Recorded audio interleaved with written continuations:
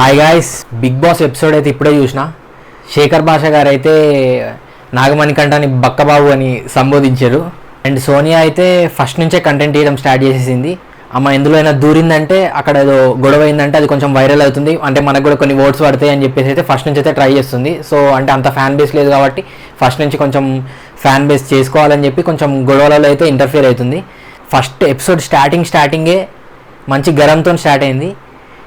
మన బక్కబాబు మణికంఠ గారు అయితే నిఖిల్తోని గొడవ పడ్డాడు.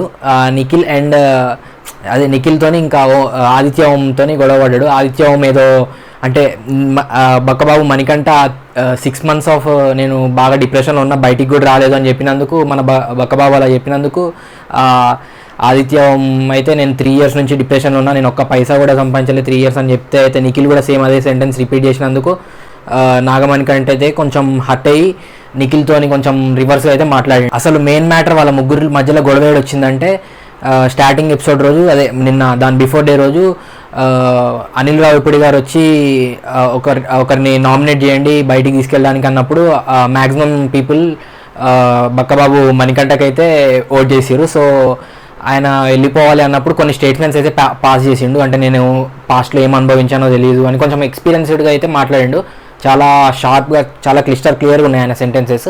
అంత షార్ప్గా మాట్లాడినప్పుడు కొంచెం కంటెస్టెంట్స్ అయితే కొంతమంది అయితే హర్ట్ అయ్యారు. అందులో ఆదిత్య ఓం అయితే కొంచెం నువ్వు అలాంటి స్టేట్మెంట్స్ పాస్ చేయకూడదు అని చెప్పి కొంచెం అన్నందుకు మణికంఠ కొంచెం అగ్రెసివ్ కాదు, కొంచెం ఫీల్ అనిపించి సో అది ఆ మ్యాటర్ని నిఖిల్తో చెప్పేసరికి నిఖిల్ కూడా ఆదిత్య ఓంకే కొంచెం సపోర్ట్ చేస్తున్నట్టు, ఆయన కొంచెం సీనియర్ కదా, నువ్వు కొంచెం రెస్పెక్ట్ ఇచ్చి ఉండాల్సింది, అలా ఎందుకు చేసినావు అని చెప్పి కొంచెం రెస్పెక్ట్, ఈయన సీనియర్ అనేసరికి అది కొంచెం ఆడియన్స్ దగ్గర నెగిటివ్ వేలో పాస్ అవుతుంది స్టేట్మెంట్ అంటే అట్లా చెప్పడం అని చెప్పి నాగమణికంఠ అయితే కొంచెం రివర్స్ అయినట్టయితే చేసిండు.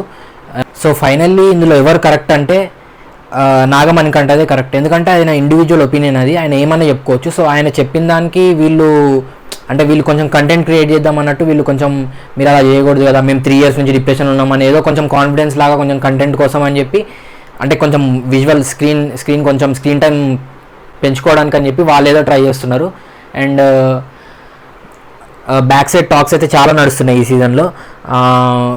ఈ ఫస్ట్ ఎపిసోడ్ రోజే మన నాగమణికంఠ బక్కబాబు అయితే బ్యాక్ సైడ్ చాలా టాక్స్ చేస్తున్నాడు. సో నేను బక్కబాబు అని అంటున్నానంటే డైరెక్ట్ అనట్లే, ఇది ఆయన పేరు శేఖర్ భాష బక్కబాబు అని సంబోధించాడు కాబట్టి నేను అంటున్నా. So just for the fun.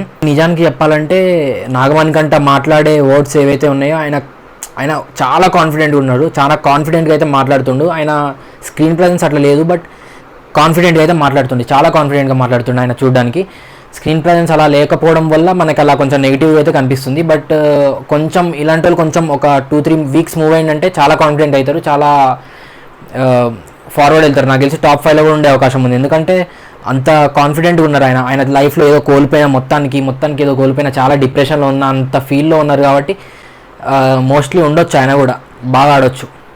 Big boss 2 టాస్క్లు అయితే పెట్టింది. ఫస్ట్ టాస్క్ ఏమో ఆ రోప్స్కి ఏలాడాలని చెప్పి ఒక టాస్క్ పెట్టింది. ఆ టాస్క్లో నిఖిల్ అయితే విన్ అయ్యిండు. నెక్స్ట్ టాస్క్లోనేమో ఆ డాన్సర్ నైనిక అయితే విన్ అయింది. సో వీళ్ళిద్దరు విన్ అయ్యారు. వీళ్ళిద్దరిని నెక్స్ట్ ఎవరినైనా ఒకరిని చూస్ చేసుకోండి మీతో పాటు అని చెప్పినందుకు వాళ్ళైతే ఫైనల్లీ సీరియల్ యష్మి గౌడని అయితే సెలెక్ట్ చేసుకున్నారు, సీరియల్ యాక్టర్. సో అక్కడ కొంచెం కాంట్రవర్సీ టైప్ ఏదో డిస్కషన్స్ అయితే జరిగింది. అందులో కూడా ఈ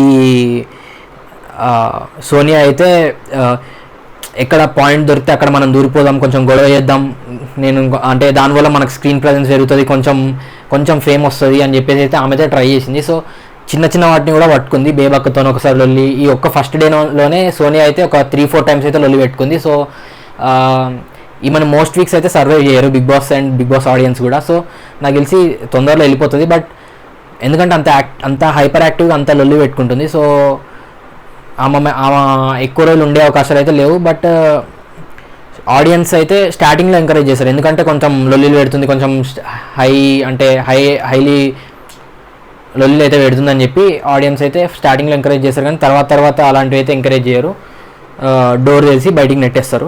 సో ఫస్ట్ ఎపిసోడ్లో చూసుకుంటే నైనిక అయితే టాస్క్లో చాలా బాగా పర్ఫామ్ చేసింది. నిఖిల్ అండ్ నైనిక ఇద్దరు చాలా బాగా ఆడారు. సోనియా అయితేనేమో అక్కడ ఒక చిచ్చు పెట్టుకొని ఇక్కడ ఒక చిచ్చు పెట్టుకొని ఎక్కడ లొల్లి పెట్టుకోవాలని చెప్పి అయితే దారిలో అయితే వెతుక్కుంటుంది. దానివల్ల కొంచెం కంటెంట్ క్రియేట్ అవుతుంది అనేది చెప్పి అయితే ఆమె ఆలోచిస్తున్నట్టు చూస్తుంటే అర్థమవుతుంది. నేను ఇక్కడ ఏదైనా పెట్టానంటే ఇక్కడ దూరితే వెళ్ళిపోతుంది అంత అన్నట్టు. ఈ శేఖర్ భాష వాళ్ళు క్యాచెస్ ఆడుతుంటే కూడా ఆ గ్యాంగ్ వాళ్ళు ఆడుతుంటే కూడా నేను కొంచెం దూరదాం అన్నట్టు, అంటే ఏదో ఒక స్టేట్మెంట్ పాస్ చేస్తే దానివల్ల కొంచెం కంటెంట్ అయితే క్రియేట్ అవుతుంది. స్టార్టింగ్ వీక్స్లో అయితే సర్వైవ్ అవ్వచ్చు అని చెప్పి అయితే ఆమె సోనియా ఆలోచిస్తున్నట్టు అయితే అర్థమైపోతుంది. అండ్ ఆదిరెడ్డి యూట్యూబ్ ఛానల్లో అయితే శేఖర్ భాష చాలా సైలెంట్గా ఉంటాడు. ఆయన కొట్టినా ఏమి రియాక్ట్ అవ్వని మనిషి, ఆయన ఉంచినా రియాక్ట్ అవ్వని మనిషి అని చెప్పి ఏదో అయితే స్టేట్మెంట్స్ అయితే పాస్ చేసిండు. సో అదైతే అబ్సల్యూట్లీ రాంగ్ అని అర్థమవుతుంది చూస్తుంటేనే.